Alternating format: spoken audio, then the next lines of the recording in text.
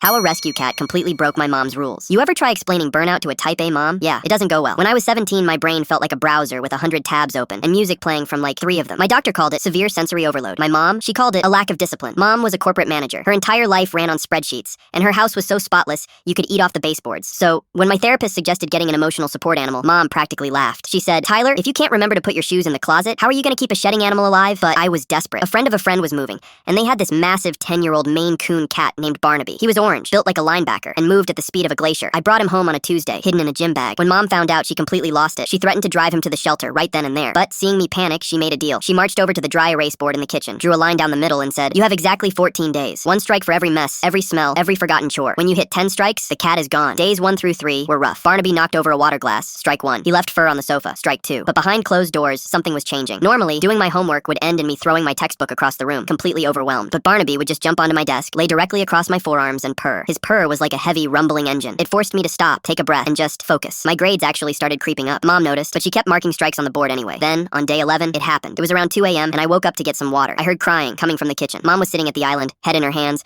her work laptop completely frozen. She was having a full-blown meltdown over a major presentation she just lost. I froze in the hallway, not knowing what to do. But Barnaby, he didn't hesitate. He strolled right up to her chair, jumped onto her lap, and just sat there. He didn't meow. He just leaned his massive warm weight against her chest and started that deep, rumbling purr. Mom tried to push him away at first, but he wouldn't budge. Finally, she just buried her face in his fur and took a long, shuddering breath. I slipped back to bed before she saw me. The next morning, I walked into the kitchen, bracing myself for a lecture, but the whiteboard was completely wiped clean. All her strikes were gone. In their place, in Mom's perfectly neat handwriting, was a grocery list. It just said apples, milk, and the expensive salmon cat food. She never mentioned the breakdown, but Barnaby got to sleep on her side of the bed from then on.